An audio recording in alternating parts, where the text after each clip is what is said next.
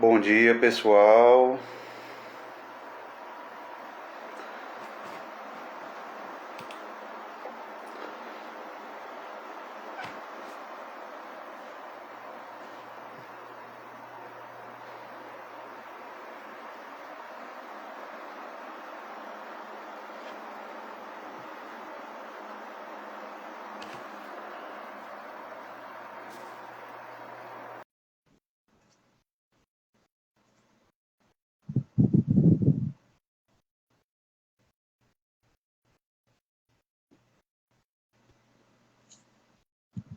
Bom dia, mano. Beleza?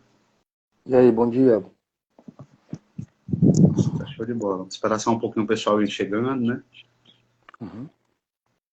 Fica massa. Tá em Jaguaruana? Então, eu cheguei ontem, Eu mas vou viajar hoje.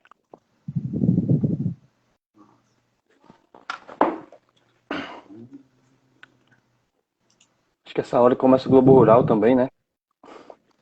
achei que tava acabando, aí. Nunca Mas mais mais assisti. tarde, sei lá. Bom dia, Chegando aí a pessoal. galera. Tá chegando devagarzinho. Todo mundo tá vindo. Só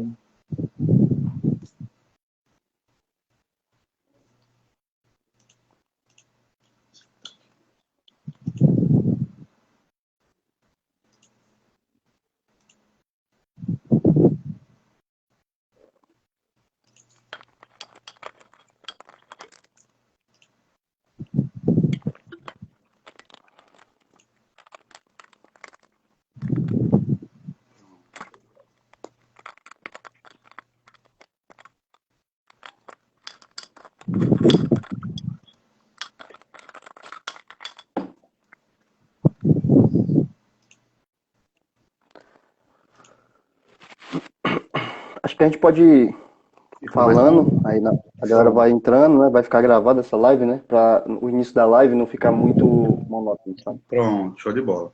Então, bom dia, pessoal. O meu nome é Cássio Sombra. Sou da Maísa Agro e vou estar hoje aqui com vocês, moderando, conversando um pouco com o Alexandre Craik, da Ecoaça Entropia, uma empresa aí que vem basicamente trabalhando no Brasil inteiro com sistemas agroflorestais de diferentes modelos, de diferentes situações e ecossistemas. E a gente está dando início a uma live, ou uma série de lives, que é a agricultura familiar e seus potenciais. E aí, de antemão, né, a ideia da gente, já tinha conversado isso com o Kaique também, a ideia era que a gente pudesse começar realmente com a agrofloresta, com o Kaique. A gente já tem uma relação bem antiga, a gente morou junto e tudo. E apesar de ter passado um tempo afastado, eu acho que era a melhor forma de estar dando início a tudo isso, era estar trazendo a agrofloresta, que para mim resume basicamente tudo hoje que a gente tem como preceitos, seja de sistemas sustentáveis, como ao mesmo tempo também de alternativas para a agricultura familiar. Então, Kaique, pode se apresentar, meu amigo, seja bem-vindo. Muito obrigado pelo convite e fale um pouco aí para a gente sobre você, sobre o seu trabalho, e a gente vai dando sequência à nossa live, tá bom? Muito obrigado, meu amigo. Então, bom dia, pessoal, né? Agradecer, né, o Cássio pelo convite para estar participando dessa, desse início de jornada dele, né, com a Maísa. E sempre foi um sonho assim de nós dois essa questão da criação de empresas para agricultura familiar, né? A gente trabalhou muito tempo com extensão na faculdade e a gente via que se já não existia, né, o acompanhamento técnico dos órgãos públicos para os médios e grandes produtores, quem dirá para a agricultura familiar, né? A gente via no rosto do agricultor familiar o quanto ele se sentia feliz e querido quando a gente chegava lá para dar uma assistência, para ensinar a fazer uma poda, fazer uma adubação, ou até mesmo só para sentar um pouco na alpendre ali e conversar com ele, né? Então a gente sempre percebeu que tinha essa necessidade de assistência técnica para a agricultura familiar, principalmente quando você falava de agriculturas de base ecológica, né? A gente trabalhou muito tempo com agroecologia e aí, com o passar do tempo, eu me descobri dentro dos sistemas agroflorestais, né? Que não é algo novo, mas é algo que começou a ser sistematizado ali pelo Ernest, né? Mas já era falado sobre sistemas agroflorestais. A Embrapa já trabalhava com isso de outras maneiras, né? E aí, quando eu me encontrei dentro da agrofloresta, então eu decidi criar a Ecoacentropia, né, que ela veio pivotando da antiga Semeagroecologia, né, que era a empresa que a gente tinha junto. E eu já estava trabalhando mais voltado para os sistemas agroflorestais, né? Tive a oportunidade de trabalhar com uma startup em Fortaleza que me pagou um curso de agrofloresta em Pernambuco, com o Namastê, em 2018. Né? E aí de lá para cá eu comecei a me especializar mais nessa área, né? Porque dentro da agroecologia, das agriculturas de base ecológica, eu vi que trazia todos aqueles princípios que a gente via em agricultura biodinâmica, em agricultura orgânica, estavam atrelados ali na agrofloresta, né? E hoje eu vejo como se fosse assim o modelo top dos tops das agriculturas de base ecológica, pela melhor utilização do solo, pela melhor utilização dos recursos, pelos consórcios que soam bem mais inteligentes, né?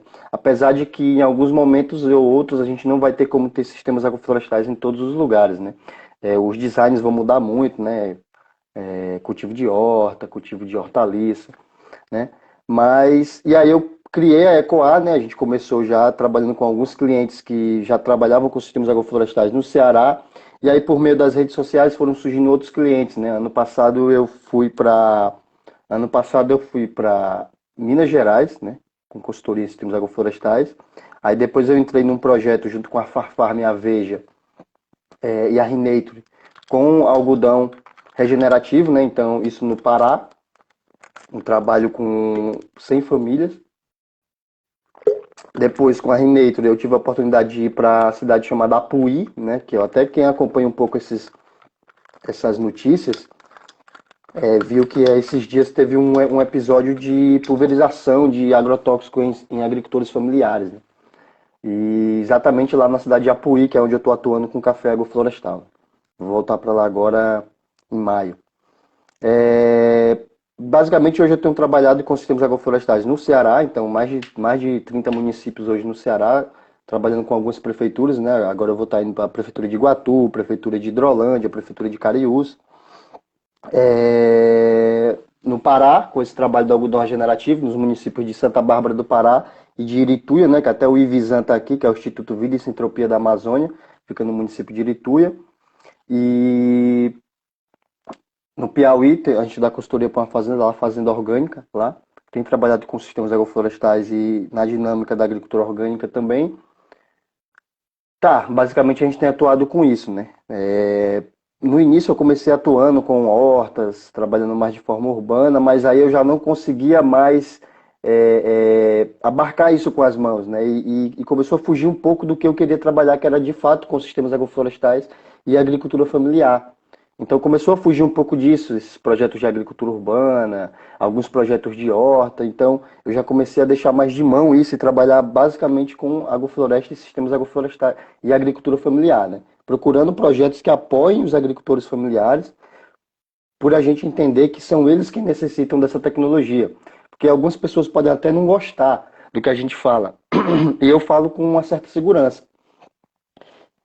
Tirando os órgãos públicos que promovem e ONGs, a agrofloresta está caminhando da mesma forma que a permacultura. Está se elitizando. Então você vê hoje que a agrofloresta está se distanciando da agricultura familiar. Ela só chega na agricultura familiar por meio de projetos, por meio de empresas privadas. Né? Você vê hoje muitos cursos de agrofloresta, sejam online ou não, que pouco tem adesão de agricultores familiares, porque eles não têm de fato condições de fazer esses cursos. Então o movimento hoje está se tornando uma coisa elitizada e muitas pessoas não vão gostar dessa fala. Mas a gente que trabalha com agricultura familiar, a gente sabe disso, né? E a agricultura familiar, quando a gente fala, né, são os agricultores familiares do Ceará, de todo o Brasil, né? A gente não está falando daquela pessoa que trabalha com agricultura, com a sua família, que gosta de fazer agricultura, que tem outras fontes de renda. A gente está falando principalmente dos agricultores que vivem de agricultura, que precisam de fato desse conhecimento e que só chega para eles se for por meio de algum projeto ou de alguma iniciativa de uma ONG, mas o movimento agroflorestal em si ele tem se tornado elitizado igual à permacultura. E é uma coisa assim, não que seja ruim, né? A gente até diz, é bom que tenham políticas públicas, que, por exemplo, as secretarias funcionem, as empresas funcionem, mas que não sejam os únicos caminhos, né?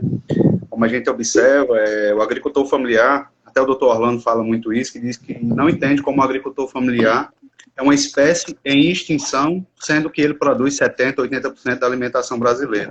Então, como é que pode o indivíduo que mais alimenta o Brasil, que mais alimenta as cidades, está se tornando extinto, né? Extinto no sentido de que está invisível as políticas e a assistência. Eu tenho, digamos assim, né, tenho uma fé, se Deus quiser, com a convocação do pessoal da EMATES, pelo menos a nível de Ceará, digamos assim, a gente tem aí uma renovação e, de certa forma, passem a trabalhar ainda mais isso de forma permanente, né? Para que aí a gente tenha, assim, digamos assim, uma assistência voltada para isso também, vindo do poder público com essa atenção, né, Kaique? Kaique, e dentro do trabalho que você desenvolveu hoje, o que você diria, pensando dentro do contexto de agricultura familiar, o que é mais difícil? É a aceitação do agricultor, compreender que o sistema vai ter que mudar, que vai ser, digamos assim, uma forma de pensamento diferente do que ele tem, por exemplo, com o pacote tecnológico que foi trazido pelo modelo convencional, ou se é mais mesmo uma aplicação prática, digamos assim, ou, digamos, é mais aceitação ou mais prática mesmo que tem sido dificuldade para ele? Olha, a gente sabe que é bem, até para as práticas agroecológicas e agricultura orgânica, que soa algo mais interessante do ponto de vista econômico para o agricultor, a gente vê uma certa dificuldade dessa adesão, né, da agricultura familiar, dos agricultores que são mais. Porque, assim, é algo que eu gosto sempre de falar muito. O agricultor, ele foi persuadido, né, foi entregue todo o pacote tecnológico para ele, né? Hoje mesmo o governo do estado entrega a hora de plantar, né, as sementes híbridas para os agricultores, que aí eles ficam dependentes, né, do agricultor. Poucos agricultores hoje trabalham com arado de boi, por exemplo, e aí fica esperando o trator da prefeitura. E aí cada vez mais, falando um pouco do Ceará, né? Cada vez mais os invernos irregulares, então chove, passa 20 dias sem chover, o agricultor não planta, né? E fica esperando o trator da prefeitura vir cortar a terra e aí atrasa, né? Então todo esse pacote tecnológico foi entregue e ainda é entregue para o agricultor familiar e isso faz com que ele, mesmo com pouco, ganhando pouco, às vezes não ganhando nada, né? Porque ele não coloca na conta ali da administração rural o tempo que ele gastou para produzir aquele alimento, né? Ele ainda se sente muito iludido por esse modelo, né? Porque, querendo ou não, ele ainda ganha alguma coisa com esse modelo. É fácil trabalhar com um pacote tecnológico, né? Você vai ali na loja agropecuária, deu alguma coisa, um pulgão, muitas vezes eles não usam nem um agrotóxico que é para aquele inseto, né? Ele usa a barragem. Em todo canto que você chegar, você vai ver o agricultor usando barragem, né? Que é um remédio de uso veterinário, né? E, e aí é complicado. A gente trabalhava com agroecologia, a gente via que era complicado para os agricultores aderirem à agroecologia, né? Sendo que é um pouco mais simples, assim. É complexo e simples ao mesmo tempo. Que era você, por exemplo, pegar a roça do agricultor, que ele está trabalhando com milho e feijão, que é o que ele faz o ano inteiro. Alguns trabalham com macaxeira, mandioca, por exemplo. E tentar fazer com que ele trabalhasse isso de forma mais ecológica, né? Em vez de ter uma roça separada de milho e mandioca, conseguir fazer as duas juntas, você teria ali um consórcio, né? Em vez de usar um agrotóxico, usar uma manipoeira, usar o defensivo natural. Isso para o agricultor já é complicado, né? E aí imagina você chegar para ele com um sistema que é altamente complexo, né? Para quem não sabe, o que é um sistema agroflorestal, é um sistema que a gente usa a inteligência da floresta para montar sistemas, né, agrícolas. No final, esse é um erro, no final você não vai ter uma floresta, você vai ter um sistema agroflorestal. Você vai ter os elementos da floresta, os ensinamentos da floresta, girando junto com as espécies agrícolas que muitas vezes não funcionam dentro da natureza, da floresta. Por exemplo, se você for, como eu tive experiência agora no Pará, no Amazonas, você consegue ver algumas matas lá, né? Muitas vezes é uma capoeira, porque para a gente demora 30 anos, 40 anos para ficar daquela forma, não vai ficar porque na Caatinga é diferente. Lá com 15 anos você já tem uma capoeira com árvores com 20 metros. Mas você vê que lá a dinâmica funciona um pouco diferente, porque a maioria das espécies que a gente utiliza como alimento hoje não acontecem dentro da floresta. A floresta amazônica, ela não é feita para o ser humano viver dentro dela se alimentando. Ela é inóspita. Os índios e nós, seres humanos, somos seres de clareira, né? Os índios e nós, seres humanos. Perdão, porque parece que é uma galera diferente, não é? Todo mundo é... Tá. Os índios, eles praticavam a agricultura de clareira, né? Que era o quê? Eles derrubavam ali uma mata, abriam uma clareira e ali eles tinham a oportunidade de trabalhar com a roça deles, com a mandioca, né, principalmente. E a clareira ia subindo e eles iam abrindo clareiras em diversos locais. Nós também fazemos isso, só que de uma forma mais destrutiva, porque quando o agricultor bosqueia uma área e faz uma clareira, ele toca fogo, né? Que é um dos principais problemas. Né? E aí, com o tempo, isso vai criando um processo de desertificação naquele ambiente. Então, a agrofloresta, a gente pega os ensinamentos que a floresta tem para nos dar, a natureza, e aplica isso dentro dos nossos cultivos, né? Então, por isso que eu falo que às vezes ela é um pouco mais inteligente do que todas as outras agriculturas de base ecológica, né? E aí, sem criar picuinhas entre elas, eu particularmente prefiro trabalhar utilizando todos os mecanismos de todas elas, né? Da agricultura orgânica, da agricultura biodinâmica e os princípios agroflorestais. Porque, por exemplo, na agricultura orgânica, você trabalha em 2D, na verdade, que é o quê? Largura e comprimento. Você faz ali um plantio de manga orgânico, né? Dependendo de como está sendo feito, muitas empresas fazem isso hoje, grandes. Você tem é orgânico porque você não está utilizando agrotóxicos, defensivos químicos, mas muitas vezes não é agroecológico. É uma frase que a gente usa, né? Todo alimento agroecológico ele é orgânico, mas nem todo orgânico é agroecológico, porque às vezes não tem diversidade, às vezes. Então o que é que acontece? Mesmo na agricultura orgânica, a gente trabalha em 2D. Muitas vezes na agroecologia a gente trabalha em 2D, que é o quê? É um plantio na largura e no comprimento. Quando a gente começa a aplicar os princípios da agrofloresta, que seria a sucessão e a estratificação, a gente começa a trabalhar em 4D, porque você tem um plantio que está na largura, no comprimento, a gente utiliza os andares da floresta, ou seja, alturas, fazendo consórcios, né? Uma planta fica por baixo da outra, filtrando uma certa quantidade de luz para aquela cultura, e a gente vê que na floresta isso acontece. E todo mundo se dá bem, você já começa a trabalhar em 3D, que é largura, comprimento e altura. Quando você começa a trabalhar a sucessão natural, que é o tempo de vida de cada cultura, aí você entra no 4D, que aí você tem a dimensão tempo também. E isso é bem mais inteligente do ponto de vista de utilização de solo, do seu tempo de trabalho, da água, seja ela da chuva ou da irrigação. Da sua terra, muitos agricultores familiares, a terra é pouca. Se você comparar, por exemplo, lá no Pará, a gente tem trabalhado com agricultores de 2 assentamentos. O assentamento Expedito Ribeiro, os agricultores têm 20 hectares. Na verdade, tem 10 hectares.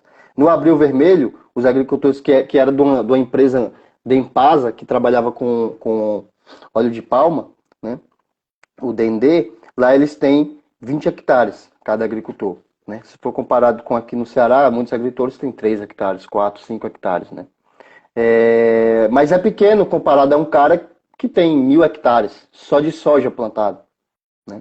Então, quando você começa a trabalhar com sistemas agroflorestais com os agricultores familiares, soa mais inteligente, porque você consegue usar melhor aquele pouca terra que ele tem. Às vezes ele nem precisa ocupar o lote inteiro dele.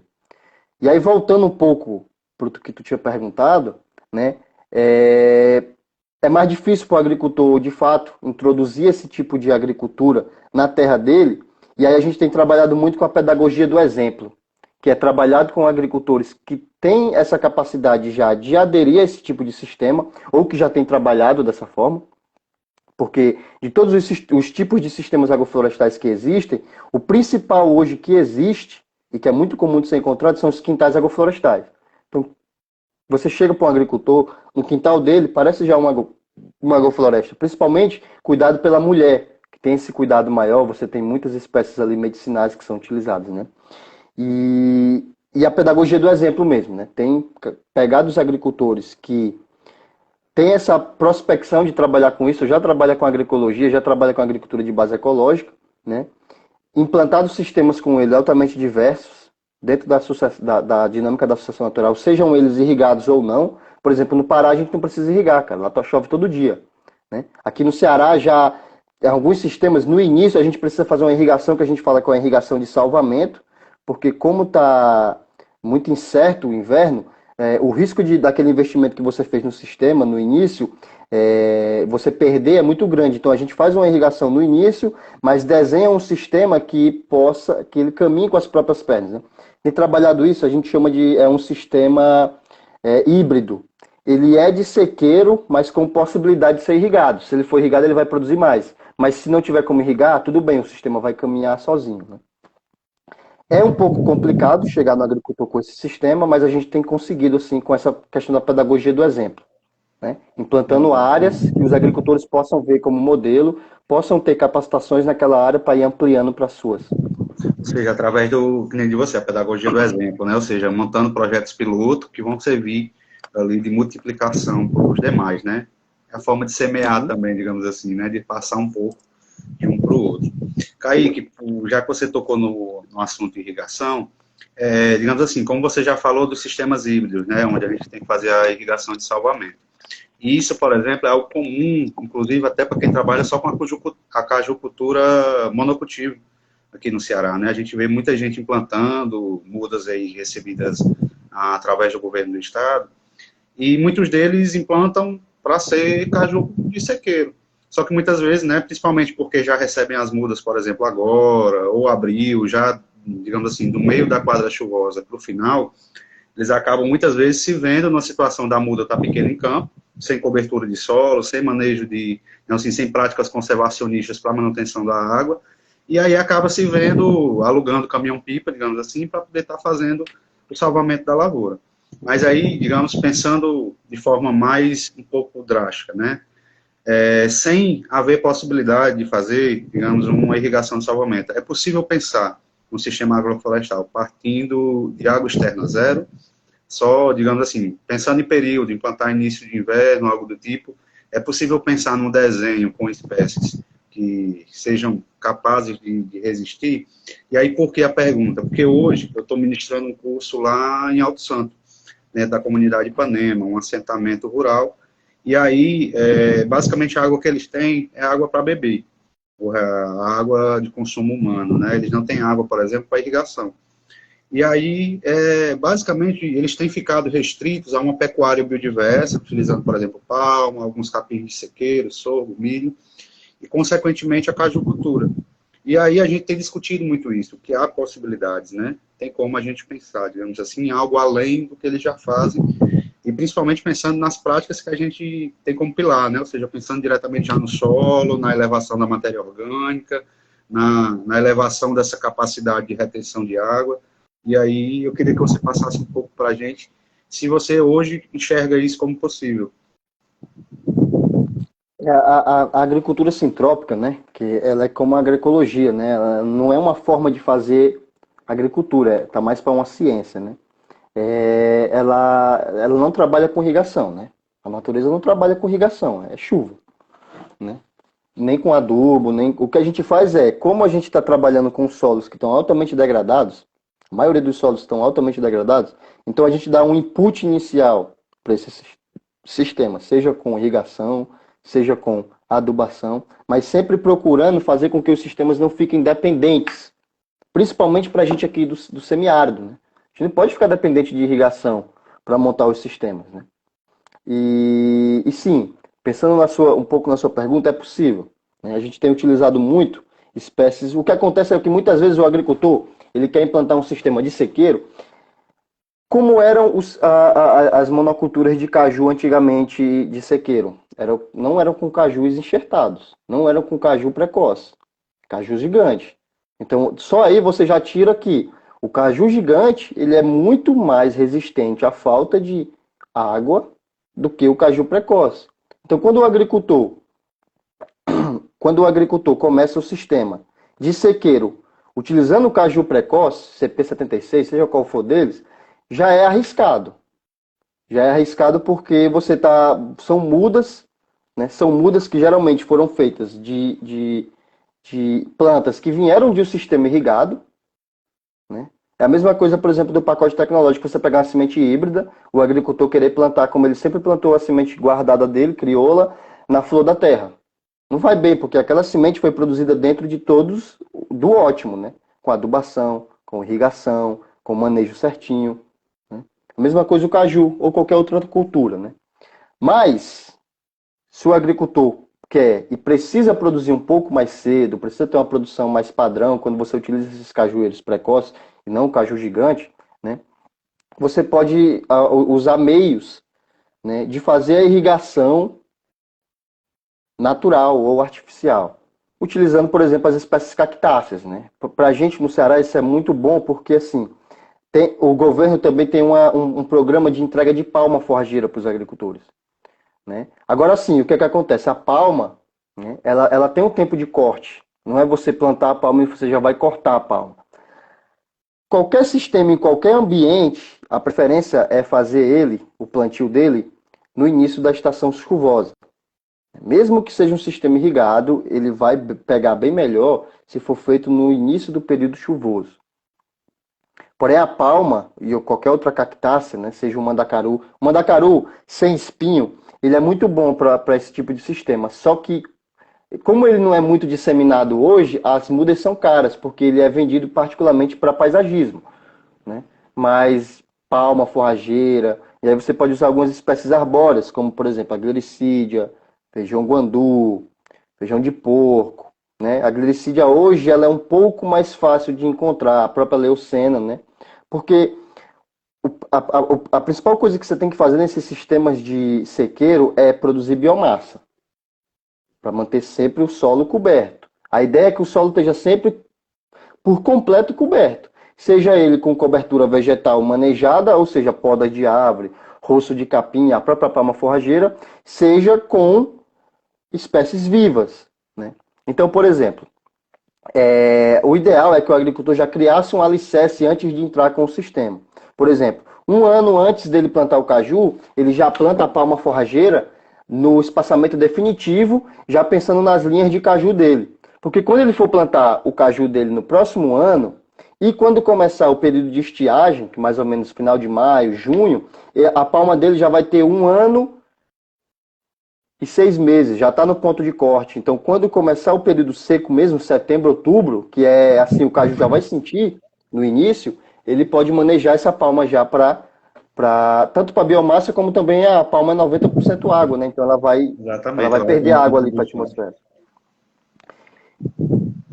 E aí o restante do solo, o agricultor precisa cobrir ele com outras culturas, o próprio milho dele, a própria mandioca. A gente vê muito isso, cara, é complicado. Os agricultores plantam a monocultura de caju, 7,5 por 7,5, 6 por 6, quando é mais adensado, e o solo fica ali, tipo, o caju só vai ocupar aquele espaçamento ali com 4, 5 anos. E aí fica aquela ruma de solo exposto, sem utilização, né?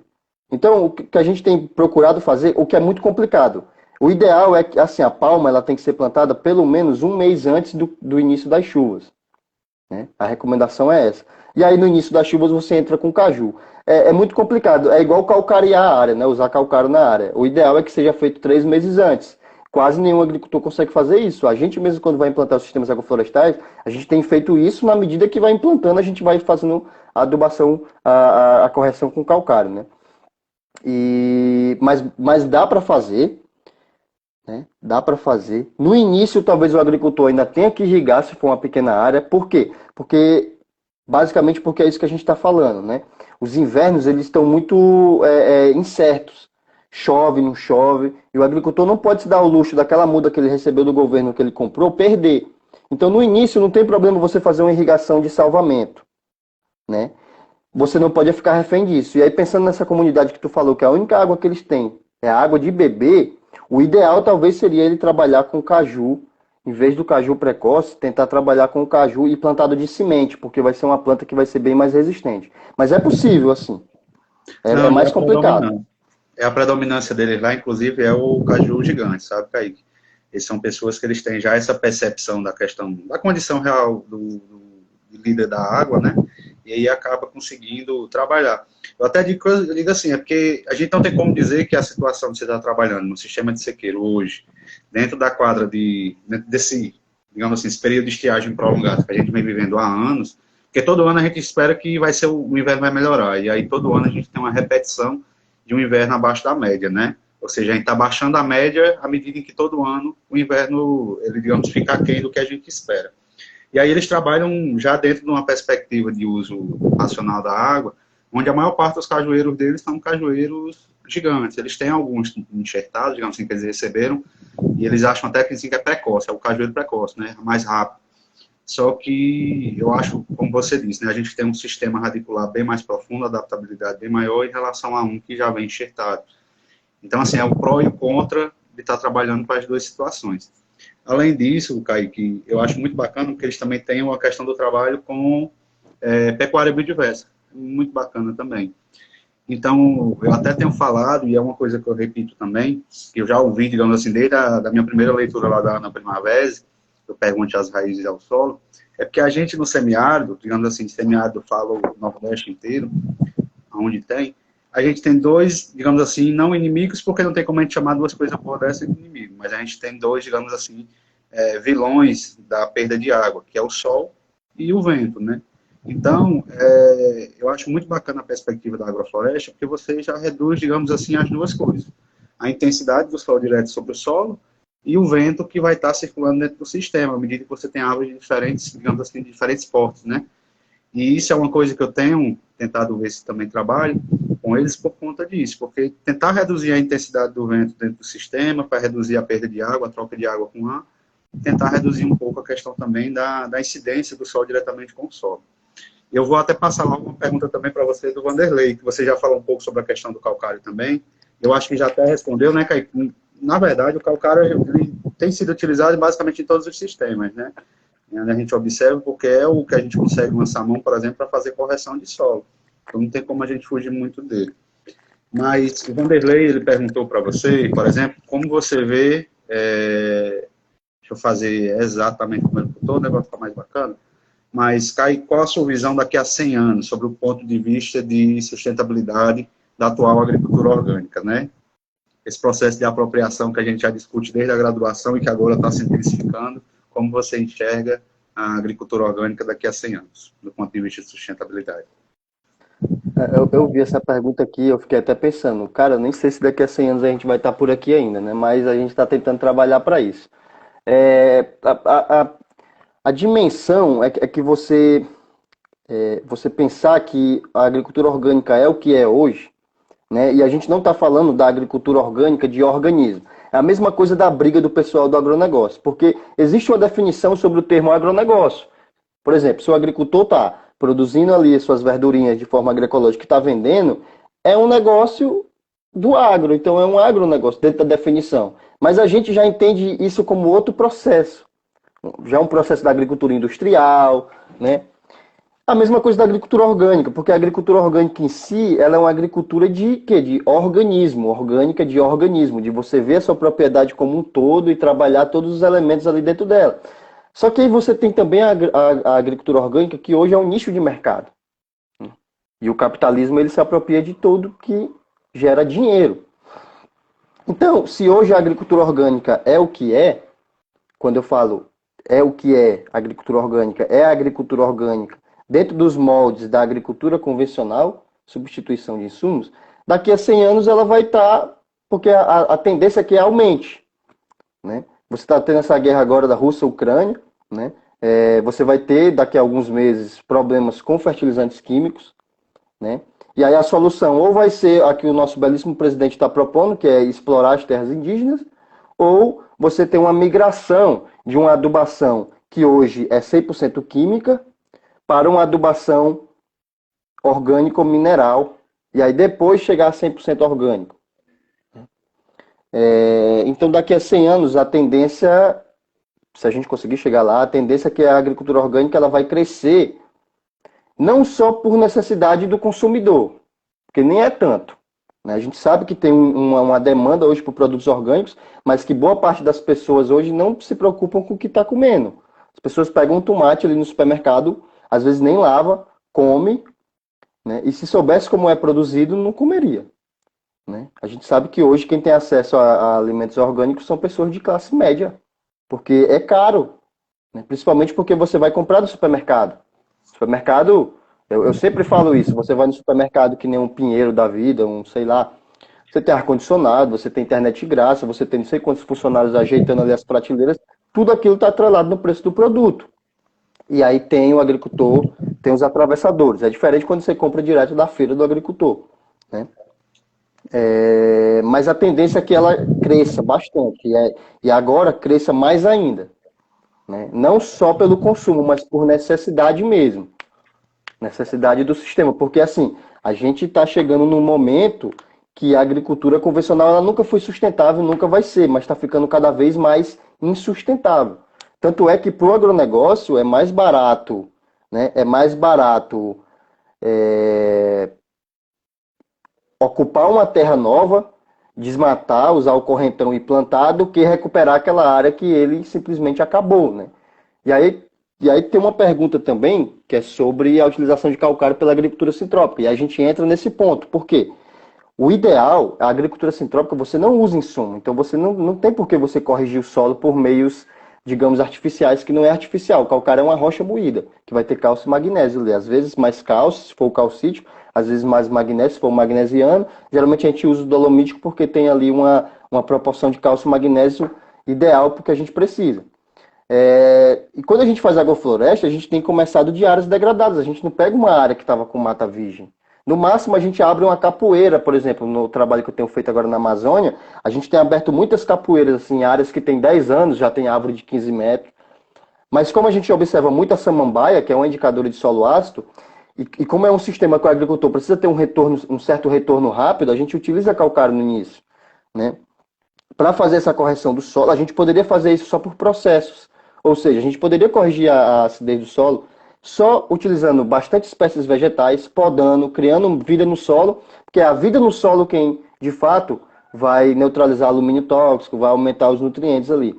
Como a gente não tem tanto tempo de ficar, de fazer esse processo, em algumas áreas isso é possível, trabalhando com agricultura familiar, não é tão simples eu pegar um agricultor e dizer, vamos fazer um plantio aqui, mas tu já vai ter retorno daqui a 6, 7 anos. Não é viável, o agricultor quer retorno amanhã.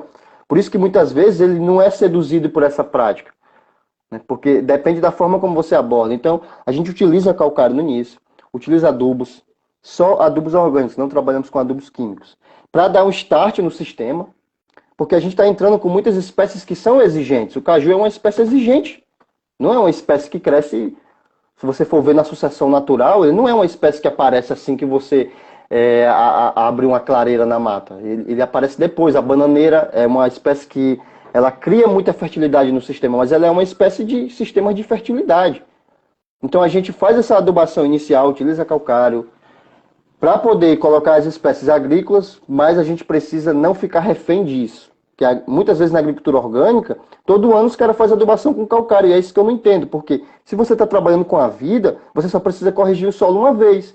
E por meio dos processos naturais, você mantém aquele solo estável, os micro-organismos mantêm aquele solo estável. Se você precisa todo ano repetir aquela adubação, todo ano, então você está trabalhando para criar dependência. A gente está tentando criar sistemas independentes, né? Sistemas que no início você utiliza porque você está partindo de um solo altamente degradado, não dá para ficar brincando, né?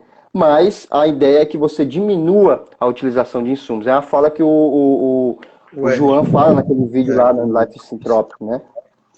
Você coloca um aqui, daqui a pouco tem que colocar dois, porque não tem mais aquele adubo, né? E a gente tá trabalhando, porque a gente não está trabalhando com processos de vida, como ele fala.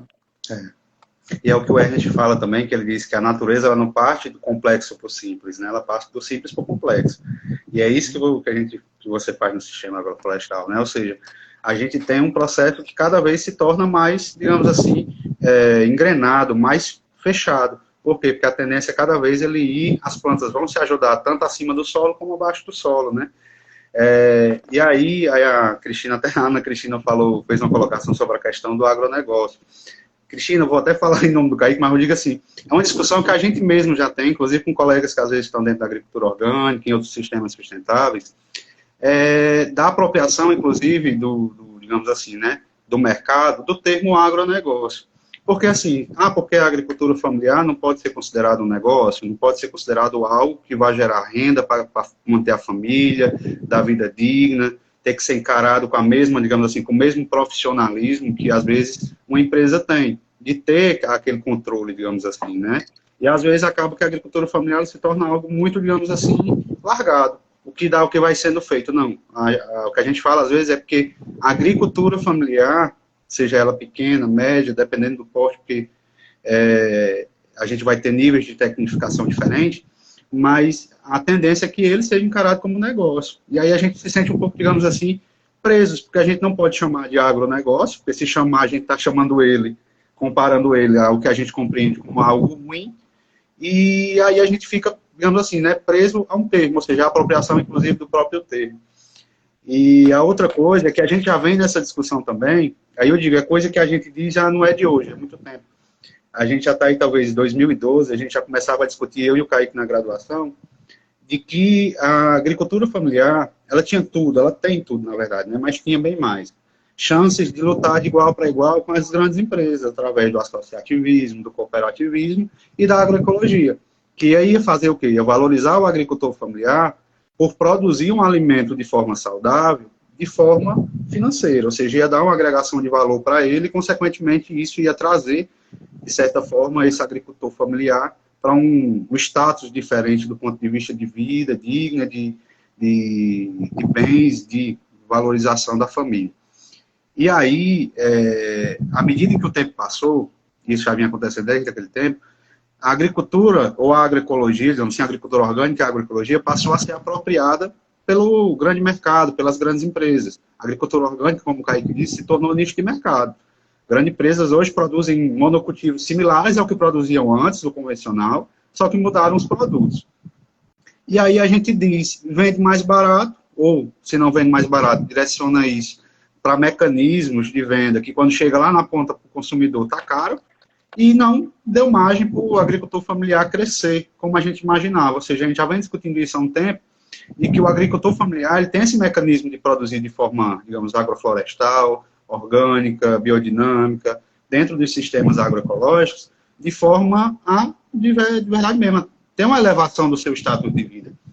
E aí é isso que a gente vem continuando batendo. Só que aí está agora, o que antes dependia só da ponta da produção, depende também do consumidor saber de quem ele está comprando, do consumidor saber qual a origem daquele alimento, porque aí sim, aí ele vai conseguir estimular a agricultura familiar, através de buscar alimentos que são produzidos por ela, sabe? Mas deixa eu ver se até você tem mais alguma pergunta, Kaique. Pronto. O camponês aqui fez uma colocação que é muito importante, que é o quê? A agricultura familiar também não é sinônimo de orgânica. E isso é fato, assim. Não adianta a gente... adianta e não adianta a gente abrir a boca, bater nos peitos, 70% do que a gente come é da agricultura familiar. Tá, show, fantástico, é isso mesmo. Quantos por cento desses 70% é de agricultura orgânica? Não deve chegar a 15%. Entendeu? Não deve chegar a 15%. Você chega em todo agricultor, a gente trabalha com extensão, a gente sabe a realidade. Você chega para os agricultores, os caras estão usando veneno, os caras estão. Não é porque ninguém quer usar veneno, ninguém quer trabalhar com a bomba nas costas.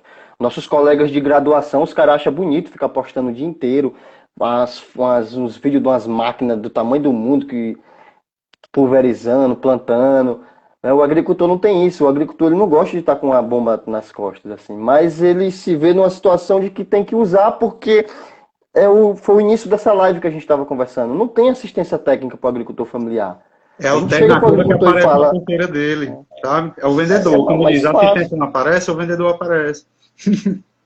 E aí é isso, aí o movimento fica elitizado, as práticas que deveriam chegar para os agricultores não chegam, a galera fica brincando de fazer agrofloresta no seu quintal, ótimo, maravilhoso, tá expandindo, mas aí a gente está comendo 70% da agricultura familiar, que mais da metade disso é envenenado, né? Então, se a gente não mudar o nosso hábito alimentar principalmente, esse movimento não vai para lugar nenhum, entendeu? Porque isso acontece dentro da própria propriedade do agricultor. O que é que acontece? O agricultor produz mandioca, isso é muito comum lá na Amazônia.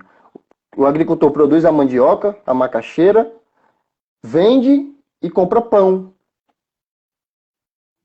O agricultor vende a mandioca que ele poderia comer cozida para comprar pão. Então a gente não consegue sequer se alimentar daquilo que a gente está produzindo. A gente não consegue sequer comprar aqueles produtos que a gente acredita. Porque a gente acha que é caro, orgânico é caro. Quantas vezes você já foi numa feirinha orgânica? Já falei para os agricultores. Os agricultores, e aí muitas vezes as pessoas vão para o supermercado, você não tem como pechinchar preço no supermercado. É o preço que está ali e você paga. Recebe ali um desconto porque botou o CPF, bababá. Você vai para o agricultor familiar, comprar do agricultor, aí você fica pechinchando com o agricultor. Não, vende por tanto, é tanto. Aí você, não, tem como deixar mais barato. Aí o agricultor vai chegando, vai se vendo numa situação de que ele tem que vender, porque senão ele vai voltar para casa com produto e sem dinheiro. Porque está muito dependente disso. Ele não consegue comer sua produção, que ele precisa vender para comprar a produção do agronegócio. Então, assim, a gente só vai conseguir. Eu digo que muitas vezes eu falo para o agricultor que é uma via de mão dupla, né? A gente precisa consumir e eles precisam produzir. Mas eles só vão produzir se a gente consumir. E a gente só vai consumir se eles produzirem. Então, isso acontece muito quando o agricultor quer plantar uma coisa diferente. Sei lá, um rabanete. Ah, eu não planto rabanete porque ninguém come. Aí ninguém come rabanete porque o agricultor não produz de forma agroecológica. Então, a gente precisa caminhar junto, assim. Não adianta só o agricultor produzir se não tem quem consuma. Se a gente não tem coragem mais de ir numa feira, porque a gente quer ir para dentro do supermercado, que lá tem um ar-condicionado. Então, assim, agrofloresta, agricultura orgânica, agroecologia, são sistemas que encaixam perfeitamente com a agricultura familiar, dentro do cooperativismo, dentro de todas essas, do associativismo, porque só funciona se juntar, né? Não adianta aqui na minha cidade ter uma empresa gigantesca de orgânicos, gerando vários empregos, mas tirando água do rio para produzir orgânico para mandar para a Europa, e os agricultores. Né? Kaique, tem um ponto, sabe? Aproveitando a sua enseja que você falou da empresa, né? Quando você falou, por exemplo, né, agora no que está acontecendo a guerra, muito triste a situação, mas a gente vai estar tendo, por exemplo, grande, digamos assim, um remexido no país com relação ao preço dos fertilizantes químicos, que estão, digamos assim, importados lá da região da Rússia, Bielorrússia e outros países, né? E aí tudo está parado. Aí você até falou que com esse aperto, e consequentemente isso vai subir o preço do adubo, vai dificultar o acesso ao adubo químico, muita empresa vai fazer o quê? Vai atrás do adubo orgânico, não é isso? Aí isso vai fazer o quê? Vai enforcar o pobre do agricultor. Por quê? Porque ele vai competir junto do agricultor por aquele insumo orgânico que às vezes ele vai precisar adquirir para iniciar o sistema agroflorestal dele, para iniciar a produção orgânica dele, aquele insumo externo que ele vai precisar no início para, digamos assim, adequar o sistema dele atual, ele vai ter que disputar com a grande empresa. E a gente sabe que a grande empresa ela tem um capital. Então, a gente diz, a própria empresa que você citou, que está situada aqui na nossa região e produz orgânico, ela hoje é uma grande vilã no sentido de que tem dificultado muito o acesso do agricultor aos insumos. Por quê? Porque ela produz orgânica, ela compra o esterco, ela compra a palha de carnaúba, ela compra restos vegetais, ela compra o óleo essencial, ela compra o extrato, Então, quando olha, o agricultor está ali brigando até para conseguir, sabe? Então, ou seja, das formas possíveis que a gente pensa o futuro aí no sentido de insumos externos, a agricultura familiar ela vai ter que brigar pau a pau com o grande. E aí eu digo, cada vez mais o cooperativismo e o associativismo ele se mostra necessário, sabe? Porque, como eu disse, aí fica mais fácil para o agricultor chegar para comprar e tudo, com um pouco mais de barganha, mas a situação está cada vez, digamos assim, no sentido ficando um pouco mais difícil, sabe? E aí, pessoal, a gente está se caminhando para o final, porque a gente até tem que lembrar que o Instagram limita as lives a 55 minutos. E aí a gente quer deixar essa live salva, então quando chegar pertinho aí, a gente vai encerrar. E aí, Caico, até ver aqui se tem mais algum aqui. Você viu? O rapaz fez um comentário aqui, ó. Minha vizinha tem um monte de pé de fruta e faz suco com tangue, né? E a gente... E nessa parte de insumo... e nessa parte de insumo, isso é muito comum. O agricultor vende o esterco dele para comprar ureia. E eu fico assim, como assim, velho? Retirar, por exemplo. Pode falar. Porque quando você aplica a ureia, rapidinho você tem um resultado ali, a planta vai ficar mais verde, ela cresce um pouco mais. A gente sabe que é uma planta altamente doente, altamente dependente, mas com esterco esse resultado demora um pouco e o agricultor também não sabe como utilizar. Então, tudo sempre cai para a parte de assistência técnica. Sem assistência técnica, sem associações. Por exemplo, é muito mais fácil para a gente que trabalha com isso, né, com consultoria em sistemas agroflorestais e consultoria em agricultura orgânica, é muito mais fácil para a gente chegar num grupo de agricultores do que em agricultor por agricultor. Né? Porque o agricultor ele não tem condições de pagar a consultoria da gente, mesmo que a gente compre. Quando a gente começou a trabalhar com isso, foi em 2018, eu acho, né, Cássio? 2019. Mano, a nossa diária, a gente passava o dia com o agricultor, fazia uma visita, a gente cobrava R$50. R$50.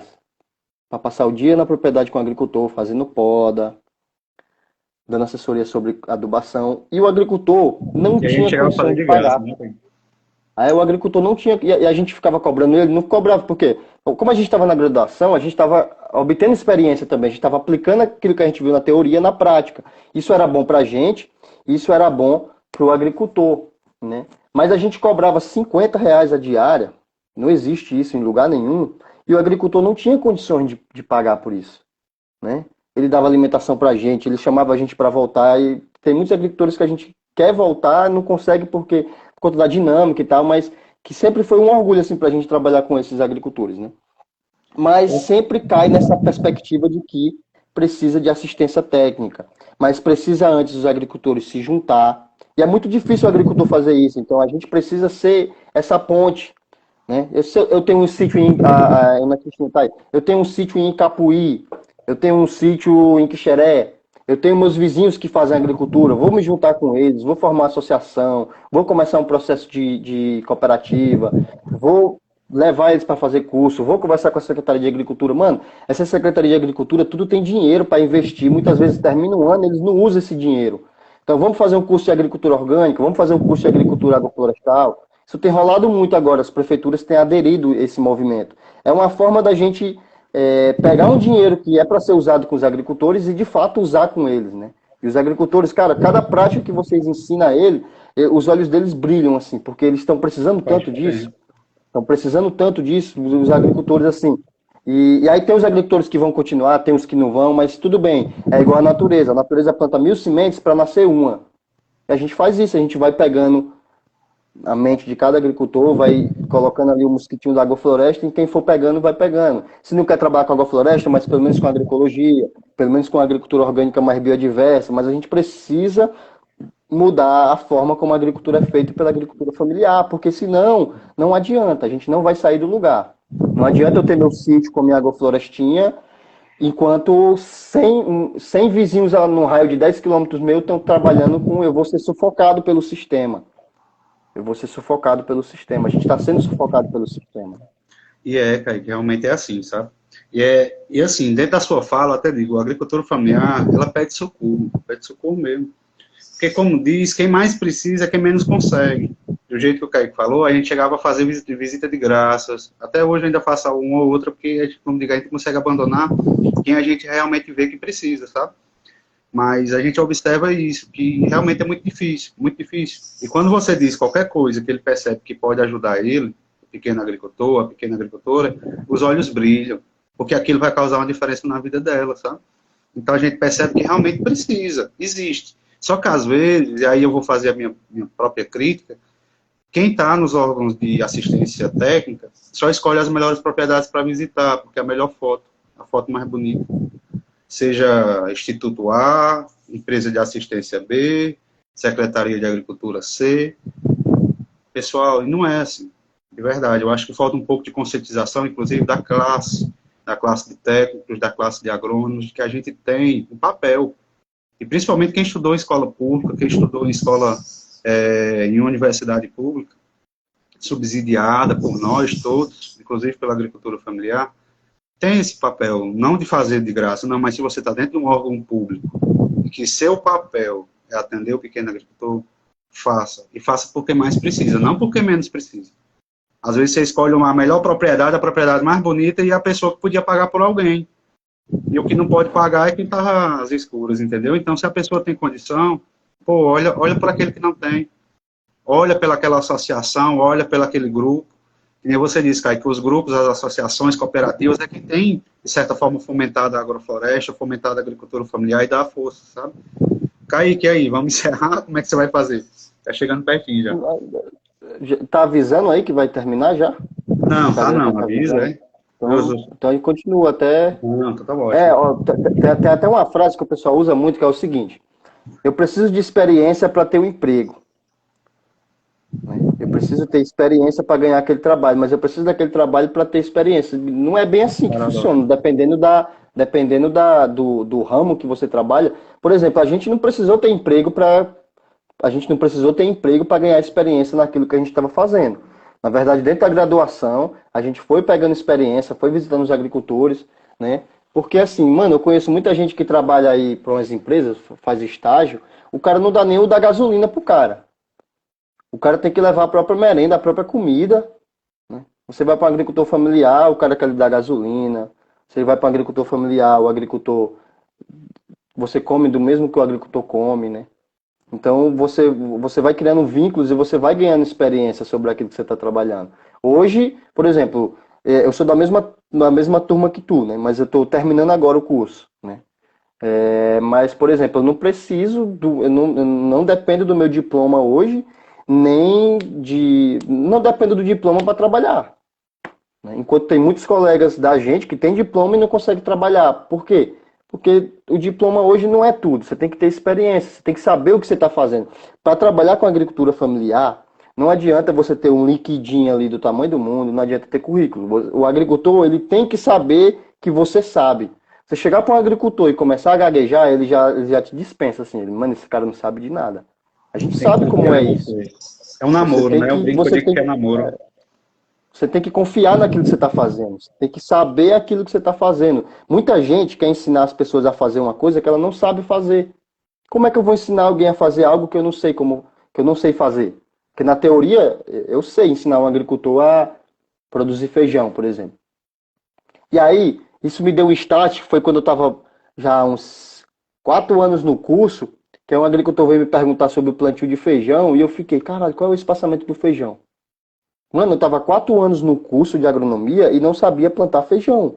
Não é só você colocar a sementinha lá no chão, você tem que saber espaçamento, época de plantio, bababá. E eu fazia isso quando era mais novo, assim, no sítio da minha avó, né? E eu não sabia. E aí foi quando eu pensei, poxa, ficar só aqui dentro não vai funcionar. Então a gente trabalhava, eu e o Cássio, a gente trabalhava carnaval, a gente ia para o campo, né? Tem a fazenda experimental lá da A nossa gente tem até faculdade, umas fica até fotos aí no distante, né? carnaval, da gente um pouco tristinho lá trabalhando. Carnaval, quando a gente despertou mesmo para isso, mano, não tinha feriado, não tinha final de semana, não tinha. Era todo dia no campo. Quando eu morava em Limoeiro, eu acordava com raiva, alguma coisa, alguma. Eu simplesmente não ia assistir aula, eu ia para fazenda e ficava lá em cima, fazendo alguma coisa. Então, o máximo que eu podia faltar da disciplina, eu faltava. E isso Você fez toda a ajudava demais. diferença hoje. Isso fez toda a diferença hoje. Porque hoje a gente sabe o que a gente está fazendo. Hoje não falta trabalho para mim se eu não quiser, né? Se eu quiser passar um tempo parado, eu nem gosto, porque aí você está trabalhando com agricultura, você tem tempo de fazer as coisas. Você não pode simplesmente, vou me dar aqui um mês de férias. E você atrasa, por exemplo, eu passei agora o mês todo no Pará. E para mim foi bem difícil, porque tem até algumas pessoas que estão assistindo aqui, né? O Jonas comentou, né? O Rafael. Para mim não é um período ideal. Agora está começando o inverno lá, né?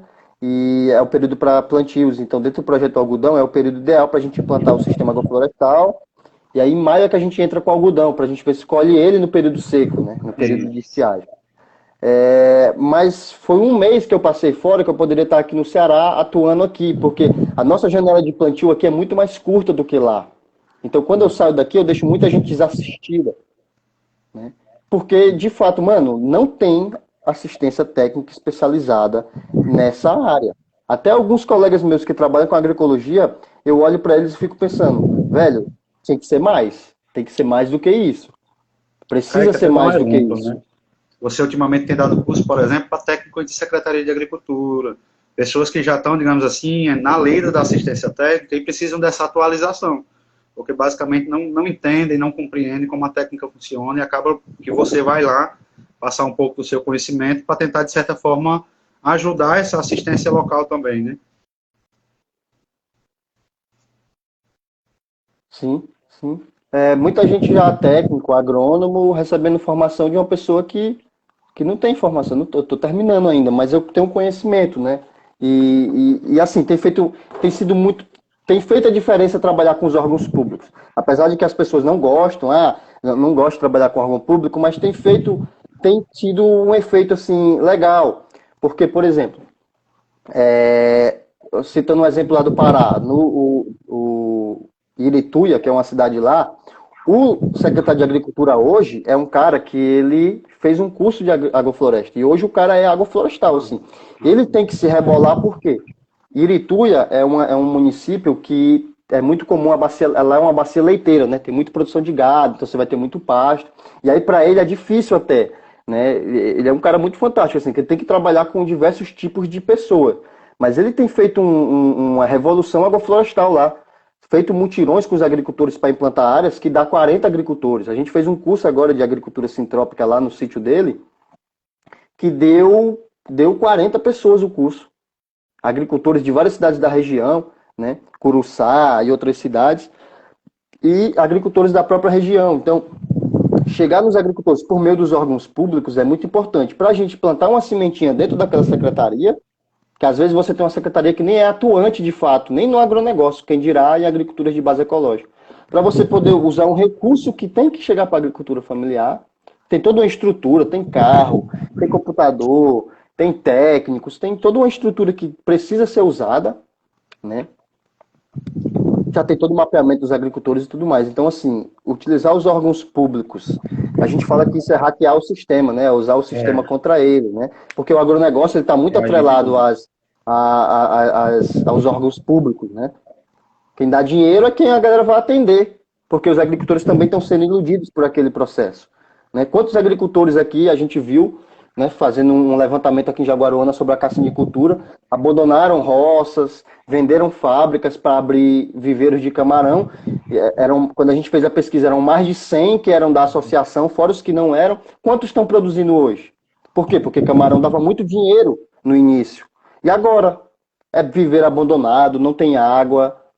Como é que esses agricultores voltam para aquele modelo que eles estavam antes? Então, a gente é muito iludido por isso, né? Aquilo que a gente está fazendo uma coisa, mas isso aqui dá mais dinheiro, então a gente vai para aquilo, deixa de fazer aquilo que a gente já sabia fazer, com a agricultura familiar isso é muito comum, né? Lá no Pará isso é muito comum, por exemplo, a empresa, que era a Dempasa, né?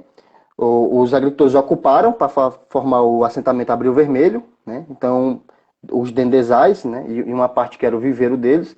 Aí a empresa perdeu essa área, tem uma pequena área de cultivo hoje, que não é pequena. O que é que a empresa faz? Ela chega para os agricultores, fazendo tipo um consórcio, vamos plantar dendê aqui na tua área, tu vai ganhar tanto. Aí o agricultor, aí já começa o processo contrário. O agricultor teve que ocupar aquela terra para ganhar aquela terra da empresa, e agora a empresa está chegando para os agricultores, vamos plantar dendê, que a gente vai pagar, vai ter trabalho de quase nada, né?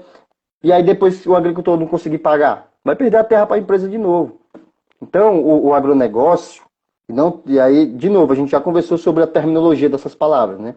Ele ilude as pessoas. Ele ilude as pessoas. Os agricultores, principalmente, os técnicos que acham que vão ganhar rios de dinheiro trabalhando para uma empresa, quando na verdade muitas vezes estão pagando para trabalhar, né? E, cara, é assim, trabalhar com agrofloresta, trabalhar com agricultura familiar, só quem trabalha com isso sabe o prazer que é trabalhar com isso. Você ser bem recebido, você chegar para um agricultor e no outro dia você já ser tipo assim, um melhor amigo do agricultor, né? Você comer daquilo que ele come. Você nunca sai com eu saio muito com as mãos abanando assim, porque como eu ando muito de ônibus, mototáxi, eu não tenho carro, eu não consigo levar, mas leva essa galinha, leva esse cacho de banana, leva essa bandeja de ovo, leva esse areá, leva esse girimum, né? Você nunca sai com as mãos abanando. Então você sempre é bem recebido. São pessoas humildes que precisam, né? Eu, particularmente, trabalho com algumas empresas, mas não gosto tanto. Não gosto tanto. Né? Eu acho que a gente precisa também... O trabalho que o Ernest tem feito hoje de desenvolver máquinas para grandes plantios é muito importante. Né? É muito importante, porque apesar da agricultura familiar produzir 70% do que a gente come, empregar mais, mas ela ocupa pouca terra, se comparado ao agronegócio, que emprega menos, mas ele ocupa mais de 60% das terras agricultáveis, né, do Brasil. Então a gente precisa também começar a fazer o que o grande migre, porque senão é aquela mesma coisa que a gente está conversando. Olha, vamos tomar banho mais rápido para a água do planeta não acabar, enquanto que a indústria e a agropecuária juntas usam mais de 80% da água potável. Então não adianta, se eu parar de tomar banho hoje, não adianta, vai se acabar do mesmo jeito. Então não adianta a gente trabalhar só com a agricultura familiar, os grandes também têm que se adequar a esse processo. Mas a gente deixa isso para outras pessoas, a gente precisa chegar na agricultura familiar, está precisando há muito tempo, e se a gente não fizer isso, eles vão continuar trabalhando dentro da lógica do agronegócio. E alguma pessoa em algum momento aqui comentou que sim, é um negócio, sim, tem que ser um negócio. Não tem problema o agricultor familiar ser um negócio, ele vender a sua produção. Né? Ele precisa vender, né? Não dá, é humanamente Ele impossível precisa você produzir 100% sobreviver, do que ele você precisa come. saber se ele está tendo lucro, se ele está pagando para trabalhar, ele tem que ter a noção mínima, sabe? Porque é isso que eu digo, E ele tem que ter a essa... parte de administração é muito importante, a parte financeira tem que chegar para os agricultores, porque senão ele não consegue lidar com aquilo que ele está fazendo, né? Porque muitas pessoas menosprezam isso, a galera, muita gente É igual romantiza demais e isso é perigoso. Isso é a perigoso, questão do romantizar. empoderamento, sabe, Kaique? Que a gente diz, é fácil falar em empoderamento, mas não dá para a gente falar em empoderar o agricultor familiar, ele passando fome, ele sem ter dinheiro para se vestir, ele sem ter dinheiro para pagar um material escolar do filho, ou seja, a gente tem que querer a agricultura familiar empoderada, também financeiramente, sabe? É por isso que eu digo, ele tem que encarar a propriedade dele como um negócio. É que muitas vezes é difícil para a gente considerar um negócio algo que a gente ama. E o agricultor é assim, ele ama a propriedade dele, ele ama o que ele faz, e aí, às vezes, por fazer por amor, a gente acha que tanto faz estar dando lucro como não. Não, mas ele tem que ter lucro, ele tem que ganhar dinheiro, ele tem que ter vida digna. Por isso que eu digo, por mais que às vezes ele esteja feliz, mas ele tem que estar feliz e financeiramente estável. Porque, como eu disse, é muito bom falar de amor, mas ninguém fala de amor, ninguém vive de amor, ninguém vive de palavra. A gente vive do que a gente consegue arrecadar. Então, se a gente vive nesse meio de capital, ele, claro, que se ele pode produzir e se alimentar do que ele produz, mas ele vai ter em algum momento que despender dinheiro para estar fazendo alguma coisa fora da propriedade, e aí a gente precisa que ele tenha esse dinheiro na mão dele. Então é muito importante, sabe? Muito importante mesmo. Por isso que, como eu digo, a gente quando trabalha com assistência para a agricultura familiar, a gente não está indo só lá, né? A gente está indo lá pensando em melhorar um pouco a vida dele também, a lida dele com a propriedade, a dinâmica dele. Eu sou uma pessoa que hoje eu até digo assim, eu vi muitos colegas dizer que não trabalha, por exemplo, com o agricultor convencional. Só que se a gente trabalhar só com quem já é orgânico, não vai aumentar. A gente tem que trabalhar com quem é convencional, para esse convencional se tornar orgânico, para esse convencional se tornar agroflorestal.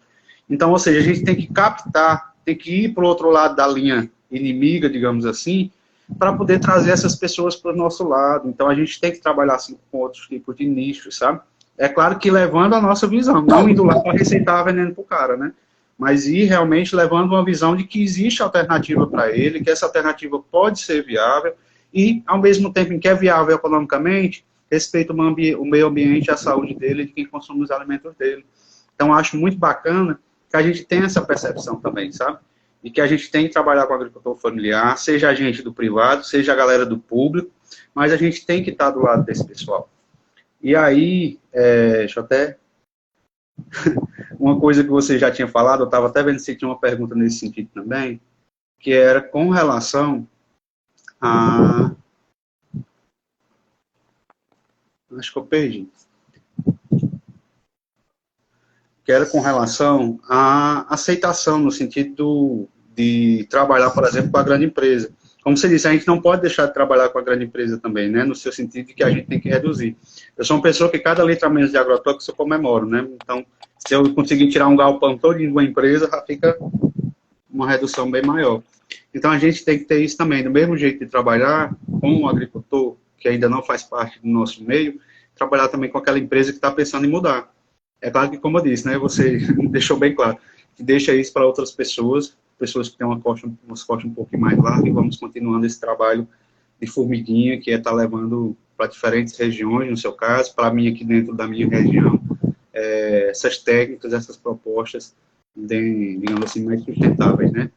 E você quer fazer mais alguma colocação, Kaique? Eu estou até vendo se ainda ficou alguma pergunta para trás.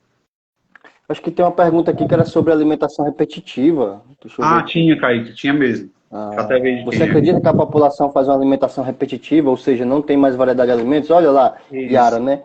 A variedade a gente tem, né? Sempre que eu faço uma viagem para uma cidade nova, isso tem sido muito comum, eu gosto de ir no mercado, porque lá você consegue entender como é a dinâmica, como funciona a dinâmica daquele ambiente na sua produção agrícola, né? Apesar de que, por conta das ceasas da vida, os mercados são muito parecidos, né? Você vê às vezes mais produção do que não produz no local do que o que é regional, né?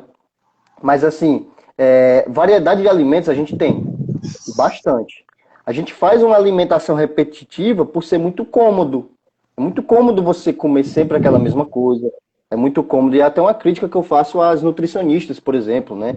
Ao pessoal que elabora merenda escolar. A gente sabe que tem que ter os nutrientes ali específicos para isso, mas que a gente precisa, né, sair dessa alimentação repetitiva. São sempre. Aí, não, mas eu como fruta, não, mas eu como verdura. Tá, mas são sempre as mesmas frutas, sempre as mesmas verduras. Tem gente que come todo dia maçã, mas aqui onde a gente mora. Aqui nem produz maçã, tá ligado? Tem gente que não come um caju. A gente tem a época do caju, mas quando chega, não come um caju, não come uma cajarana, não come uma siriguela, não come o que dá na terra, entendeu? Come o que vem de outro ambiente, né?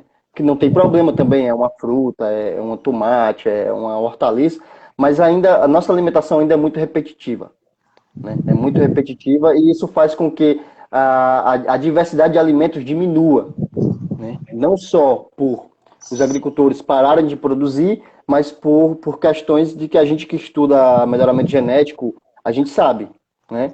Que você precisa ali de uma variabilidade genética muito grande para chegar a uma cultivar, e quando aquela cultivar é lançada no mercado, aquela variedade genética se perde, né? Você precisa ali de, sei lá, 5 espécies de milho para chegar numa espécie de milho verde, ótimo, mais saboroso, mais rápido. Quando essa variedade é desenvolvida e chega no mercado, ela chega para todo mundo que tinha aquelas outras 5 variedades e isso se perde, né? A gente está perdendo essa diversidade.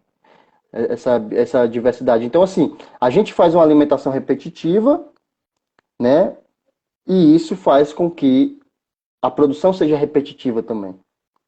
Então, a gente precisa se alimentar mais do que a gente produz, a gente precisa se alimentar mais do diferente, a gente precisa que as pessoas que trabalham prescrevendo alimentos trabalhem também com a alimentação mais diversificada, principalmente a alimentação escolar, porque não adianta, você pega uma criança que é acostumada a comer sempre as coisas muito doces, lá na frente você não consegue tirar ela mais daquele doce.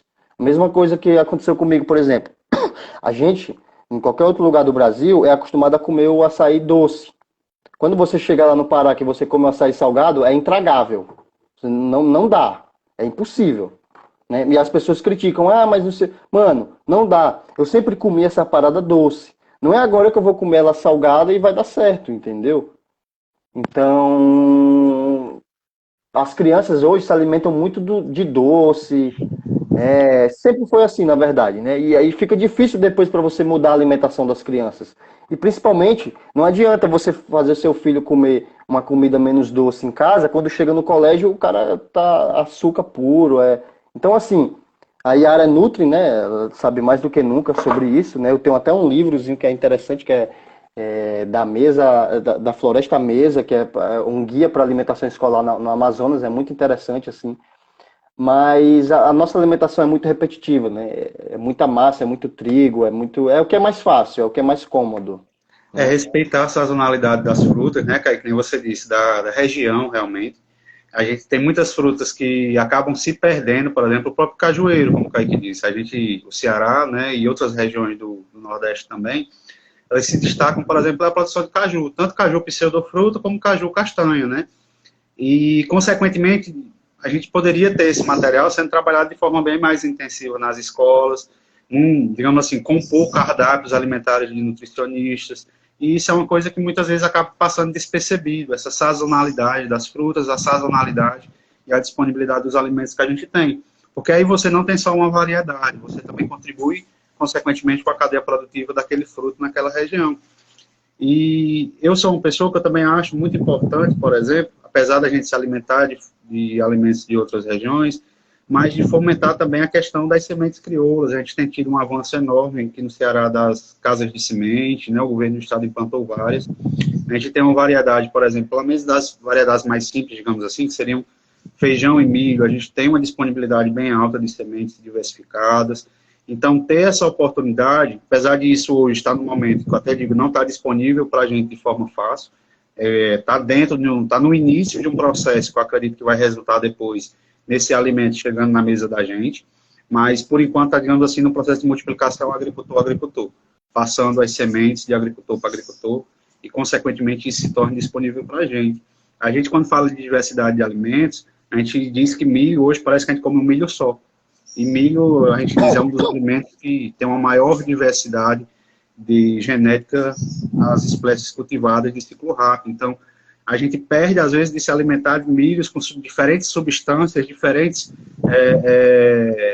compostos bioquímicos, para comer uma coisa só. Então, como a gente vai ter uma nutrição adequada se a gente come sempre os mesmos alimentos? Então, é algo que realmente passa pela gente, né, de se alimentar de uma diversidade um pouco maior, de uma gama maior de alimentos, e da mesma forma buscar esses alimentos que são crioulos, alimentos crioulos. Acho muito bacana, a gente conhece a Renata lá eu acho que é o ASPTA, né, onde ela está trabalhando junto com o pessoal lá do Polo de Borborema, e cada relato que ela passa para a gente, cada coisa que a gente acaba observando à distância, é bonito de ver. Só em você imaginar em você ter um cuscuz agroecológico, meu amigo, já está show demais, né? E é um trabalho que eles lá na Borborema têm, e é muito bacana. Então, eu acho que, digamos assim, eles já estão um pouquinho mais à frente do que eu observo em alguns outros locais, mas é muito bacana, e eu acredito que só tem a contribuir para que a gente possa comer também. E aí, Kaique, mais alguma? Deixa eu ver se tem mais alguma colocação. E, mano, eu acho que é isso, assim, a agrofloresta, a agroecologia, ela é muito importante, assim, para a gente dar uma guinada, assim, no que está acontecendo no planeta, né? A gente tem trabalhado muito com a cooperação, com a diversidade, com a biodiversidade, né? Isso é muito inerente, assim, aos sistemas agroecológicos e agroflorestais, né? O agricultor precisa disso, necessitamos de mais pessoas. Você tem condições de fazer um curso de agrofloresta, que hoje é caro, né? Dependendo da situação financeira de cada um, né? Você tem condições, faça, mas tente dar um retorno disso para a sua comunidade, para os seus agricultores. Não fique só ali no seu sítio, não crie uma bolha ali, porque, mano, uma hora essa bolha vai estourar, sabe? Eu vejo muitas pessoas na internet hoje, né? É muito comum a pessoa, por exemplo, eu vou te ensinar a comprar uma Ferrari, o cara anda de Fiat, né? Eu vou te ensinar a ganhar dinheiro com a agricultura. Eu vou te ensinar a ganhar dinheiro com o teu SAF. O cara vive de vender curso. Então, assim, é muito comum isso hoje em dia, né? E os agricultores, aí fica ali, a pessoa cobrando um certo valor, cada um sabe o valor que tem que cobrar, porque tem custos e tudo mais. Aí tem as pessoas que têm acesso a esse conhecimento. É muito difícil você ver cursos que tem uma bolsa aberta para a pessoa participar, né? Uma vez, por exemplo, eu ganhei uma bolsa para fazer o curso de produção de ovos orgânicos lá na Fazenda Toca. Só que, tipo assim, mano, tão em cima da hora que eu iria gastar uns 4 mil reais de passagem para ir e voltar. Eu já não fui, né? Mas, assim, vamos buscar fazer com que esse conhecimento chegue para os agricultores. É muito importante no Instagram, né? Fazer postagem e tudo, mas muitos agricultores nem Instagram têm. Então, assim, não vejo problema em cobrar certos valores para cursos, não vejo problema em fazer cursos, não vejo problema em nada disso. O problema que eu vejo é que não chega para quem precisa. Mas todo mundo precisa. Tá, todo mundo precisa, mas tem as pessoas que precisam mais. Tem as pessoas que estão lá no campo todo dia com a bomba nas costas porque não sabe que não precisa usar a bomba, né? Tem as pessoas que estão todo dia ali usando adubo químico, vendendo esterco para comprar adubo químico, porque não sabe que daria para adubar de forma muito mais eficiente com o seu adubo orgânico, né?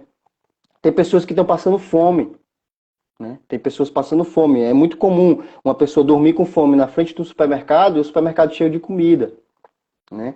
Então, a gente não precisa aumentar a produtividade, não precisa aumentar a produção, a gente já produz alimento suficiente.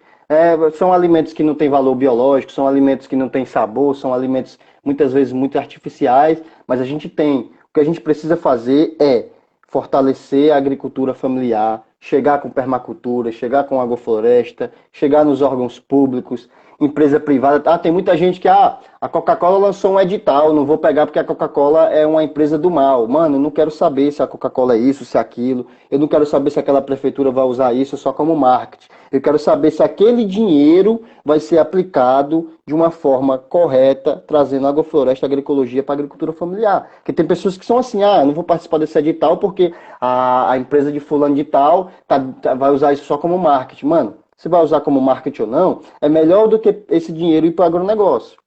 Porque a gente sabe que sem dinheiro não vai.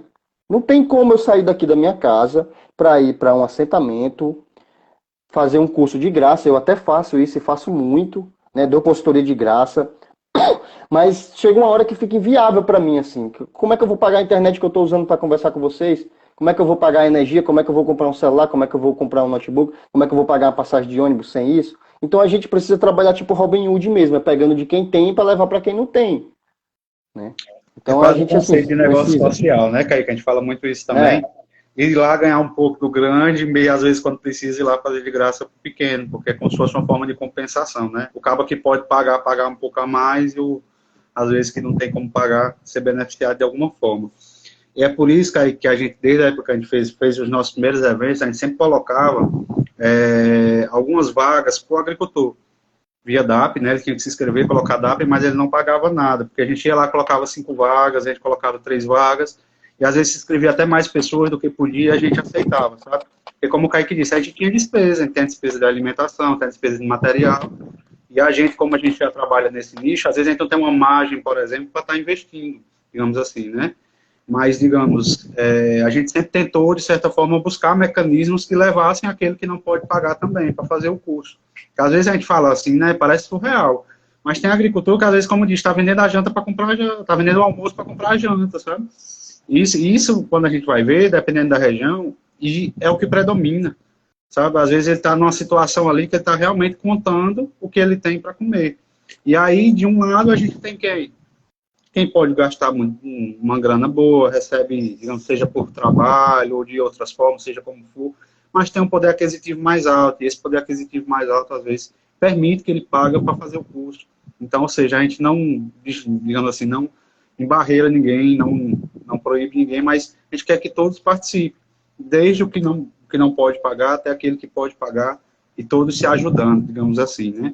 Tentando buscar, de certa forma, o que a gente busca nos nossos sistemas, que é integrar diferentes sistemas, diferentes modelos de pessoas também. E deixa eu até ver mais. Pô, que bacana, eu achava que ia cair com 55 minutos, já estamos com 1 hora e tanto, já tá show de bola, viu? Não, porque no início limitava 1 hora, sabe? Agora eu já vi live de 3 horas aí. Pô, bacana, bacana, bacana mesmo. E então, acho que aí, se você quiser fazer mais alguma colocação, tá vendo aqui, eu não achei mais nenhuma pergunta por enquanto. Assim, ó, se puder indicar ali, chegou um agora, para quem está Acho querendo aprender bacana esses livros agroecologia, aí. assim, mano, se tu entrar na biblioteca eu assim, o pessoal às vezes vê a Ecoar e acha que são várias pessoas trabalhando, na verdade sou só eu para fazer tudo, né? Então, teve um tempo aí que eu tava fazendo um site, né? Porque assim, eu fiz um drive com a maioria dos materiais que eu tinha sobre agrofloresta, né? E agroecologia, permacultura, eu reuni tudo num drive só, eu ainda tenho esse drive. Só que aí eu vi que as pessoas, hoje em dia a gente gosta muito de comodidade, né? E aí no site eu coloquei alguns materiais que podem ser acessados, eu até coloquei o link aí, ó. Então lá vai ter uma parte que é sobre agroecologia, tem uma parte que é sobre permacultura, se não me engano, agrofloresta e abelha sem ferrão. Depois é que eu fiquei de introduzir algum material sobre agricultura orgânica, sabe? Mas para quem quer começar assim na agroecologia e na agrofloresta, no site tem todo um material assim que vai ajudar, sabe? É Show basicamente de isso. bola, Beto. Tinha um outro comentário aqui que eu vi, deixa eu ver. Eu estou trabalhando no fumo. Para Praga, a faculdade é mudar a minha realidade das pessoas ao meu redor. Eu estou trabalhando no fumo. No caso, está plantando fumo, né?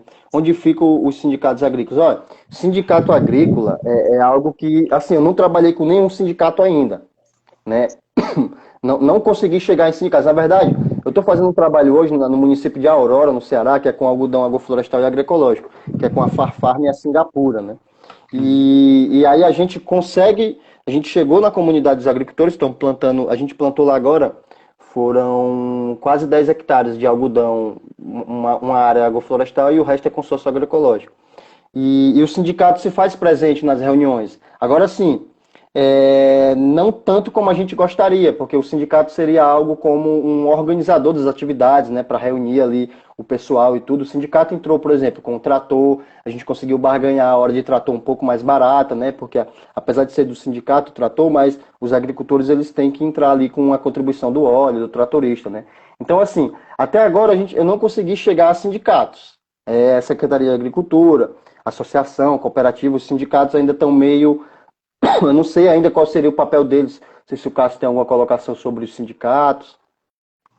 Não, Kaique, é também mais ou menos isso, né? Na verdade, toda cidade tem um sindicato rural, na verdade, né?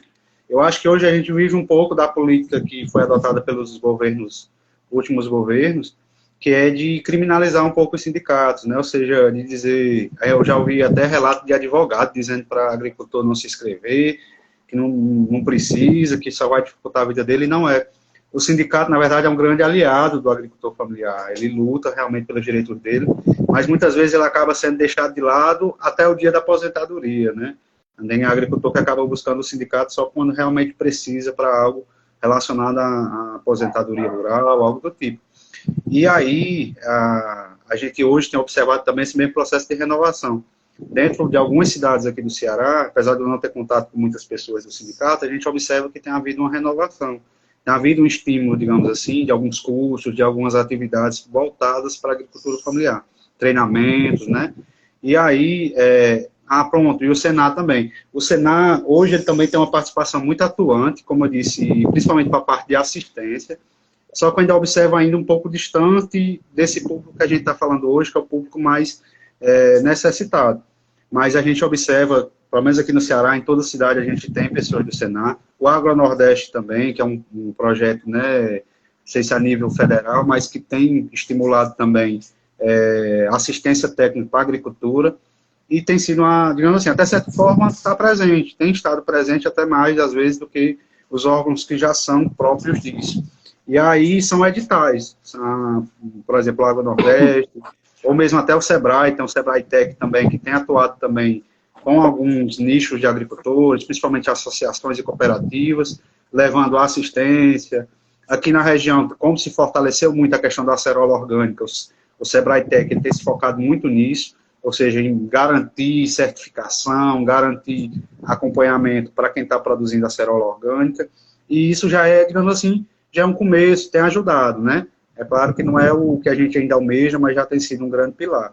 Com relação aos sindicatos, eu só faria só mais uma colocação, de que a gente tem que buscar, como o Kaique disse, apesar de eu e ele a gente trabalhar com isso, muitas vezes até pela correria da gente, e por falta do convite, né, a gente acaba não se aproximando tanto do sindicato, mas quem é agricultor, se aproxime, esteja sempre próximo do seu sindicato, conheça quem faz parte dele, conheça o que ele pode estar gerando para você, porque ele é para ser um pilar de benefícios para o agricultor, né? Então é muito interessante também você estar se associando, estar buscando o seu sindicato, tá bom?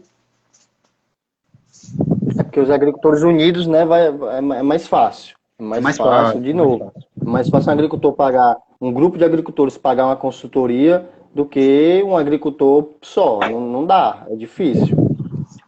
E às vezes a dúvida de um é a dúvida do outro. Às vezes, como diz, você com um grupo, mesmo que não seja, digamos, passando em cada local, mas com um grupo, às vezes, você consegue sanar várias dúvidas, principalmente se são grupos que têm uma atuação similar, porque às vezes estão convivendo com os mesmos problemas. Então é muito bacana, porque às vezes se reunindo, você consegue sanar, inclusive, até melhor e de forma mais efetiva as dúvidas que eles têm.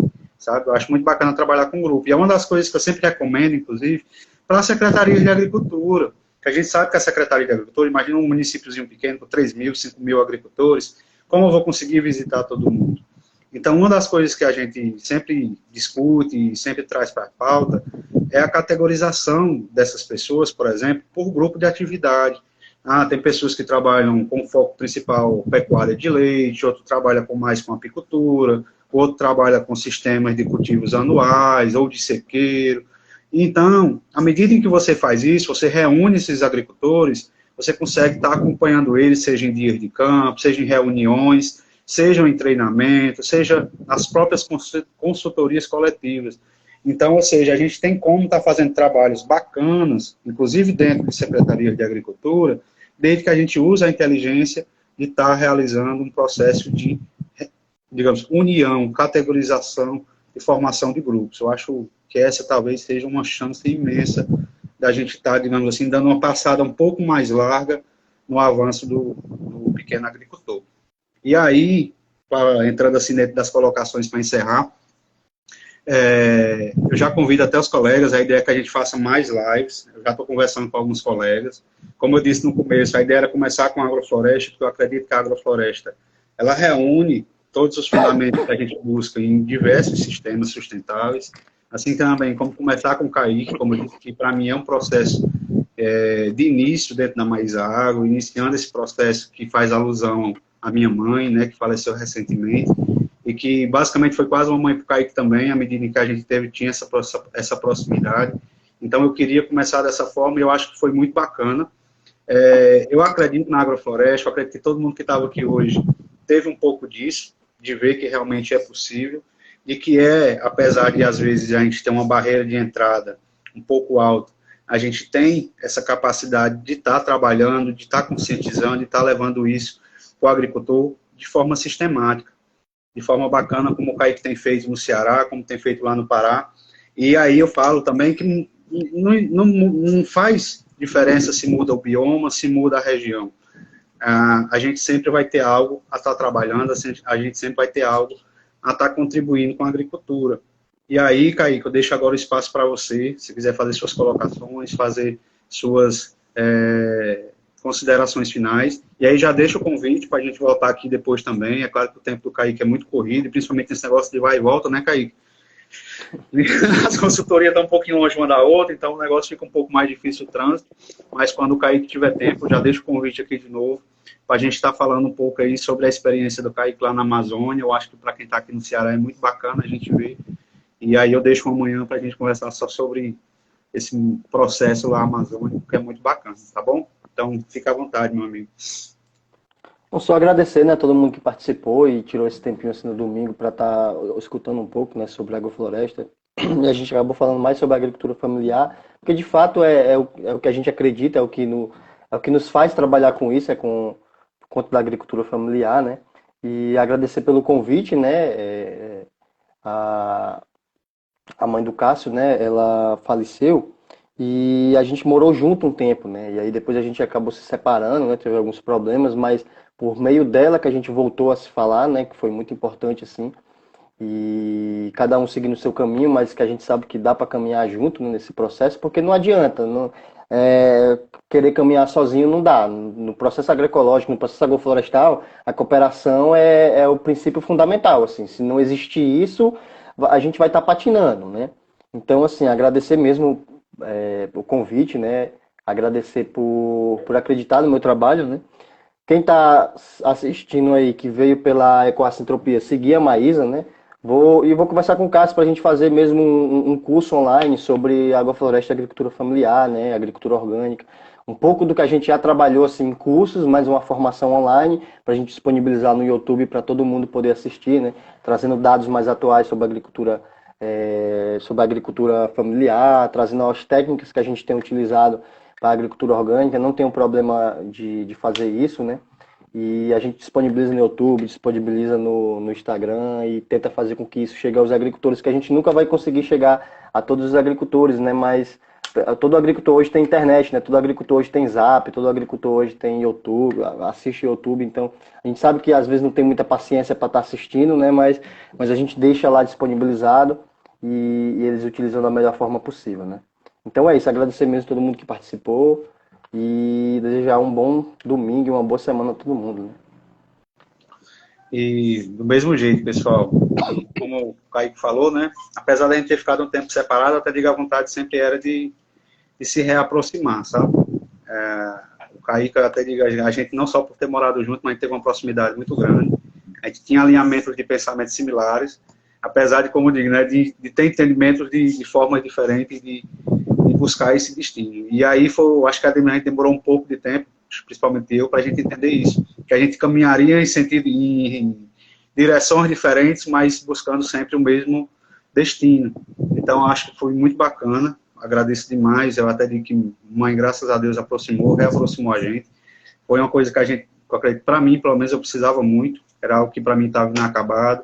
E aí fico muito feliz, mesmo à distância, sempre torci de verdade pelo seu sucesso, sempre acompanhei, de certa forma, à distância, tudo que você vinha fazendo.